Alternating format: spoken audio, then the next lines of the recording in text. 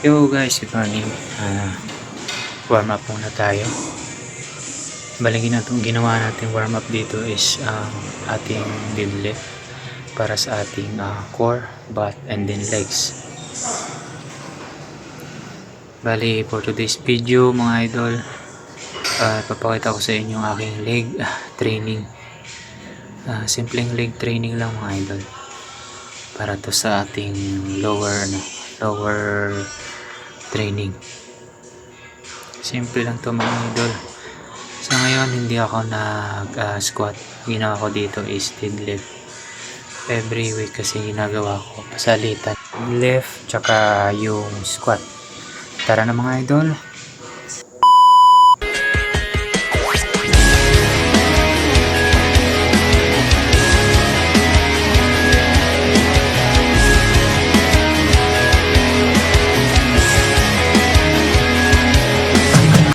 Yan nga mga idol, dito na tayo sa ating deadlift.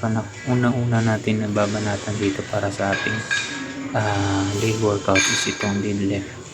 Itong deadlift kasi para to sa ating whole body, pero para sa ating lower body na para sa core, sa legs, din sa may bandang pitan, sa butt kumbaga. Then inuna natin dito is 40 pounds. Unang set natin, then 12 repetition lang mga idol.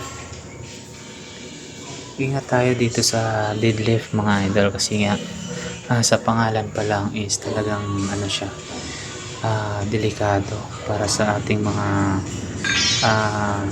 walang training, walang tamang form. Kasi mahirap yan mga idol, lalo na kung maapektuhan dito is yung pinaka core natin or yung pinaka backbone natin dito. Kaya kailangan unti-untiin ito para lumakas siya yung sa ating core. Hindi naman agad yan lalakas kung magbubuhat kayo agad nung mabigat. Yan na yung pinakamagandang tip doon para sa ating deadlift training. Kahit nga ako medyo baguhan pa lang ako, nag-iingat ako dito sa deadlift nito.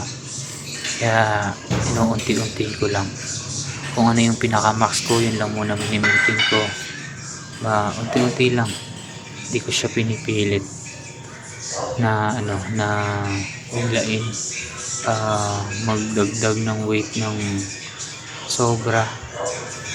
Basta yung pinaka-max ko lang. Pag di ko na kaya, di ko na yung pinipilit kasi mahirap. Tsaka yung proper form lang mga idol sa ating deadlift is importante talaga. Huwag tayo basta magbuhat ng alanganin. Then next natin dyan 50 pounds and 12 repetition pa rin. Ayan, pansinin nyo mga idol, gumamit na tayo dyan ng grip strap para hindi siya madulas. At saka yung purpose kasi nung grip strap na yan is para at least yung grip mo kung hindi siya ganun kalakas, malaking maitulong ng strap na yan sa lalo na yan sa mga pull training, kagaya nung back. Yes, tama yung back. Ayan, kasi kumakapit din yan siya mga idol. Ayan. At next dagdag natin yung dagdag tayo ng 20 pounds sa ating 50, bali 70 pounds. Ganun pa rin mga idol. Tamang form lang, proper form lang tayo kasi mahirap na.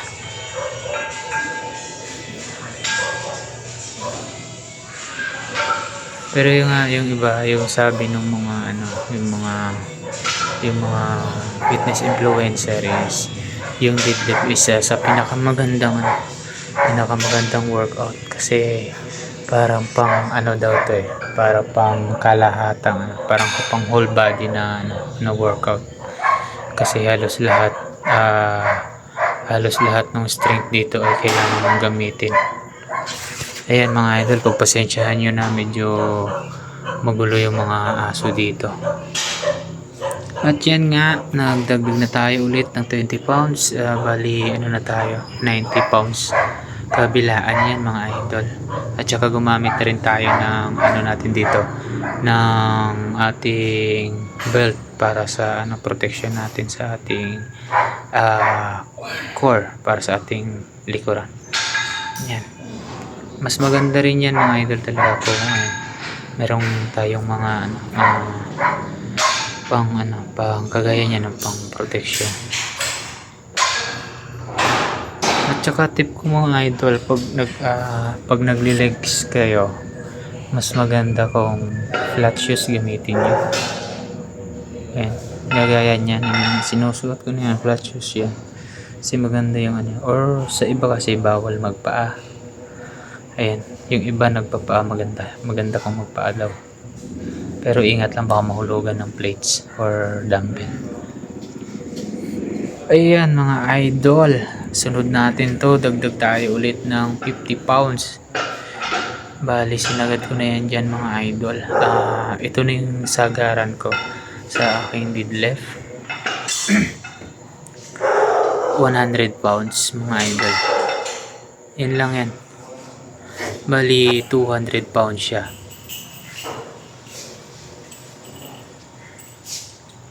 Siyempre, ano lang tayo, safety first lang tayo palagi. Tigpitan at proper form mga idol. Yan lang. Yung ginawa ko dito mga idol ay close to failure na kasi last set ko na to. Bali, ito na yung pinakasagad ko mga idol sa deadlift ko. Ito na to. Kaya ko pa naman mag-add on, kaso lang hindi ko na sinagad kasi nga may pa ako, may susunod pa akong workout.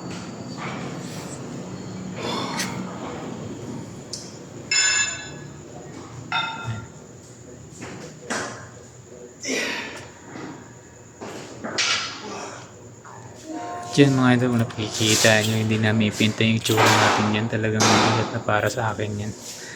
Kasi nga, mahina lang naman tayo. Pero abang-abang lang mga idol. Tandaan lang natin yung pinakasagad natin ngayon. Baka someday, dumagdag yan. 150, 200. Pero natin yan, i-workout natin yan hanggang sa tumaas ng tumaas yung natin, yung buhat natin.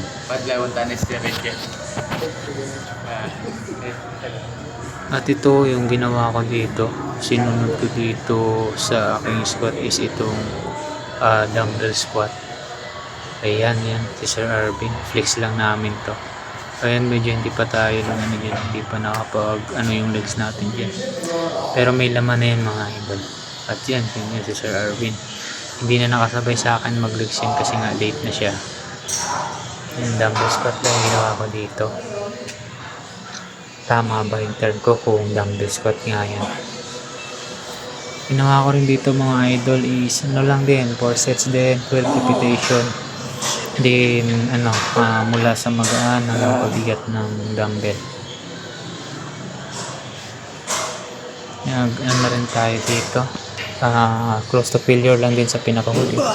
Ayun ako. Ayun. Legs lang natin itong ating legs natin. Medyo nagkakalaman na.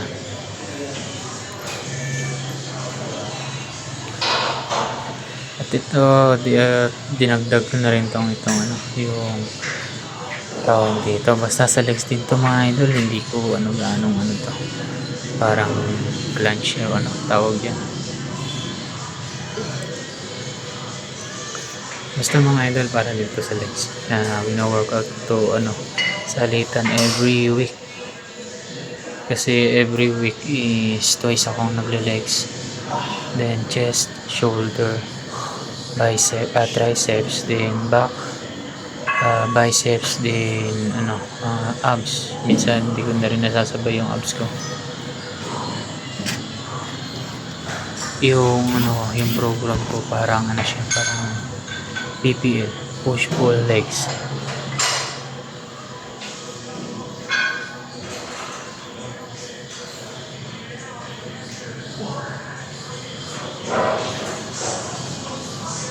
Ito mga idol, trinay ko na rin to para sa akin, no?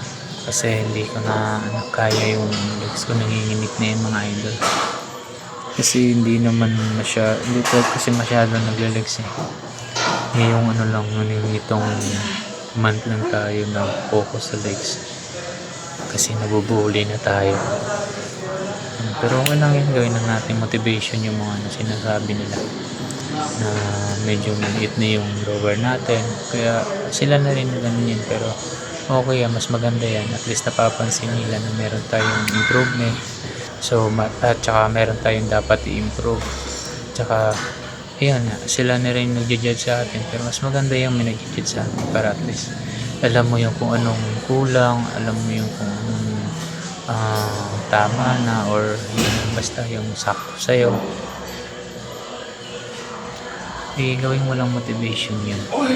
Puchang na, uman pala. Yan mga idol, last sex ko dyan sa aking dumbbell squat. At yan, isinunod ko na rin itong leg press mga idol. Bali, nag-leg press lang ako dito dun sa sunod ko. At ito mga idol, ano ko na pala ito, pang second set ko na to. Second set, tapos parang 45 pounds yan.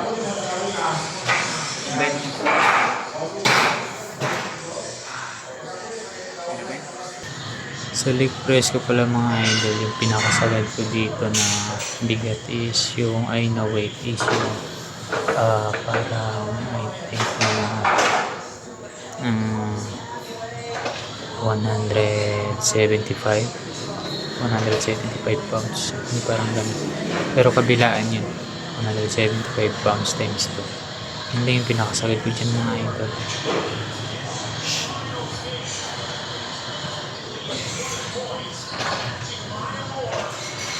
Tsaka may pa yan mga idol, may spatter pa yan.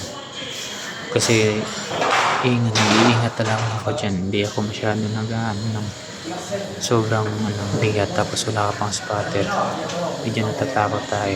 Okay lang kung walang spatter, okay lang kung may spatter, tayo. At yan nga, ayan, 175 na siya, 145 I mean 145, yun yung sagad ko sa aking leg press. Nagpa-spot na rin ako dyan kay Sir Irvin in sa last set ko.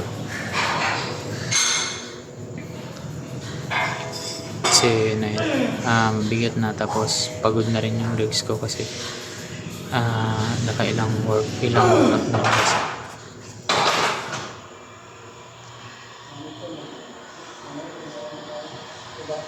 Pero syempre, ayan, shoutout muna natin yung ating mga followers, tsaka yung mga share natin dyan, mga tropa natin dyan sa THB naman siya. At sa Tuting Gym, shoutout mga idol sa Tuting Gym dyan na nag-gym sa mga gymmates ko dyan. At kay Coach Richie, shoutout sa iyo Coach. At thank you so much. Sana huwag kayong magsawang manood ng ating content. Yan, last workout ko dito, itong ating leg extension. Second set na natin to sa leg extension mga idol. 100, bali yung kaya ko dito is 115 sa leg extension ko. Medyo may kabigatan na rin, so, pero sa iba magaan lang yun kasi may na lang tayo nila lang mga idol.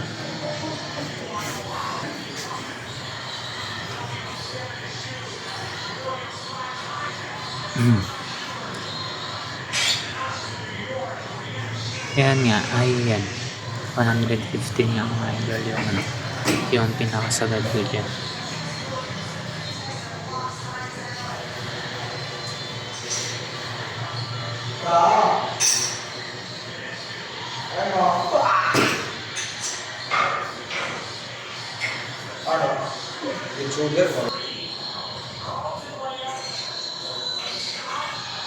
Diyan mga idol, yan lang yung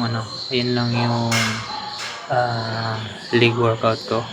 At sinabay nagsundot na rin ako dito ng dumbbell, parang para sa ating petan, dagdag at the same time para din sa ating core yan.